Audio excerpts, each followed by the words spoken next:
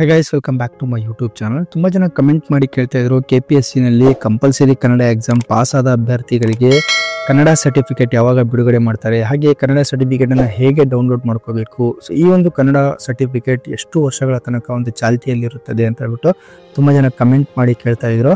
So ನೋಡಿ friends, ಈ ಒಂದು ವಿಡಿಯೋದಲ್ಲಿ ಆ ಎಲ್ಲ ಕ್ವಶನ್ಸ್ಗಳ ಆನ್ಸರನ್ನು ಕೊಡೋ ಪ್ರಯತ್ನ ಪಡ್ತಾ ಇದ್ದೀನಿ. ಸೊ ಹಾಗೆ ವಿಡಿಯೋನ ಸ್ಕಿಪ್ ಮಾಡದೆ ಕಂಪ್ಲೀಟಾಗಿ ವಾಚ್ ಮಾಡಿ. ಸೊ ಹಾಗೆ ಕನ್ನಡ ಸರ್ಟಿಫಿಕೇಟ್ ಎಲ್ಲಿಂದ ಡೌನ್ಲೋಡ್ ಮಾಡ್ಕೋಬೇಕು, ಸೊ ಎಷ್ಟು ವರ್ಷಗಳ ತನಕ ಚಾಲ್ತಿಯಲ್ಲಿರುತ್ತೆ, ಸೊ ಮುಂದಿನ ನೇಮಕಾತಿಗಳಿಗೆ ಈ ಒಂದು ಸರ್ಟಿಫಿಕೇಟ್ ಇದ್ದರೆ ಸಾಕಾ, ಸೊ ಎಲ್ಲ ಮಾಹಿತಿನ ಈ ವಿಡಿಯೋದಲ್ಲಿ ತಿಳಿದುಕೊಳ್ಳೋಣ.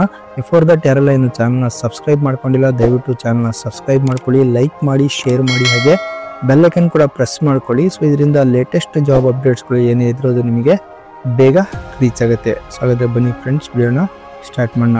ಸೊ ನೋಡಿ ಫ್ರೆಂಡ್ಸ್, ದಿನಾಂಕ 1/1/2024 ನಂತರ ಸೊ ಯಾರೆಲ್ಲ ಅಭ್ಯರ್ಥಿಗಳು ಕಂಪಲ್ಸರಿ ಕನ್ನಡ ಎಕ್ಸಾಮ್ KPSC ಇಂದ ಯಾರೆಲ್ಲ ಕಂಪಲ್ಸರಿ ಕನ್ನಡ ಎಕ್ಸಾಮ್ನ ಕ್ಲಿಯರ್ ಮಾಡಿದ್ದೀರಾ, ಸೊ ಅಂತಹ ಅಭ್ಯರ್ಥಿಗಳಿಗೆ ಅಂದರೆ ಯಾರೆಲ್ಲ ಕ್ವಾಲಿಫೈಡ್ ಆಗಿದ್ದೀರಾ, ಓಕೆ, ಸೊ ಅಂತಹ ಅಭ್ಯರ್ಥಿಗಳಿಗೆ ಸರ್ಟಿಫಿಕೇಟ್ ಡೌನ್ಲೋಡ್ ಮಾಡ್ಕೊಳ್ಳಿಕ್ಕೆ ಒಂದು ಲಿಂಕನ್ನು ಬಿಡುಗಡೆ ಮಾಡಿದ್ದಾರೆ. ಅದು ಎಲ್ಲಿಂದ ಡೌನ್ಲೋಡ್ ಮಾಡ್ಕೋಬೇಕಂತ ನೋಡಿದ್ರೆ, ಸೊ ನೋಡಿ ಫ್ರೆಂಡ್ಸ್, ಇಲ್ಲಿ ಕ್ಲಿಯರ್ ಆಗಿ KPSC ಇಂದಾನೆ ಕೊಟ್ಟಿದ್ದಾರೆ ಅಫಿಷಿಯಲ್ ಆಗಿ.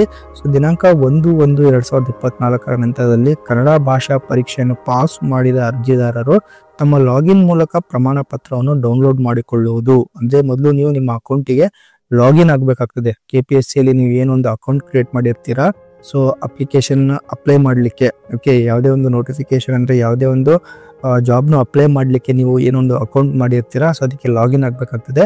ಸೊ ಇಲ್ಲಿ ನೋಡಿ ಲಾಗಿನ್ ಆಪ್ಷನ್ ಇದೆ, ಓಕೆ.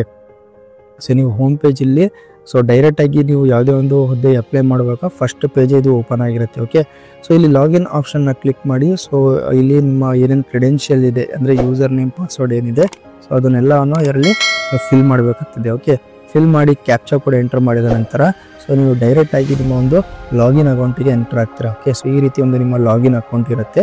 ಸೊ ಇದರಲ್ಲಿ ಮೇಲ್ಗಡೆ ಆಪ್ಷನ್ ನೋಡ್ಬೋದು ನೀವು, application, detail registration, apply to post, applied post, delicate applications, ಇಲ್ಲಿ ಎಲ್ಲ ಇರುತ್ತೆ. ಈವನ್ ಅಡ್ಮಿಟ್ ಕಾರ್ಡ್ ಡೌನ್ಲೋಡ್ ಮಾಡ್ಕೊಳ್ಳೋದು ಕೂಡ ಇಲ್ಲಿಂದನೇ ಇರುತ್ತೆ, ಓಕೆ. ಸೊ ಇಲ್ಲಿ ಕನ್ನಡ ಸರ್ಟಿಫಿಕೇಟ್ ಅಂತ ಇದೆ ನೋಡಿ ಲಾಸ್ಟಿಗೆ. ಸೊ ಈ ಒಂದು ಕನ್ನಡ ಸರ್ಟಿಫಿಕೇಟ್ ಆಪ್ಷನ್ ಮೇಲೆ ಕ್ಲಿಕ್ ಮಾಡಿದರೆ ನಂತರ ನಿಮಗೆ ಇಲ್ಲಿ ಕನ್ನಡ ಸರ್ಟಿಫಿಕೇಟ್ ವ್ಯೂ ಅಂತ ಆಪ್ಷನ್ ಬರುತ್ತೆ, ಓಕೆ. ಸೊ ಅದಾದ ನಂತರ ಇಲ್ಲಿ ನೋಡಿ ಸರ್ಟಿಫಿಕೇಟ್ ಡೀಟೇಲ್ಸ್ ಕರ್ನಾಟಕ ಲೋಕ ಸೇವಾ ಆಯೋಗ. ಸೊ ಈ ರೀತಿ ಒಂದು ಸರ್ಟಿಫಿಕೇಟ್ ಇರುತ್ತೆ.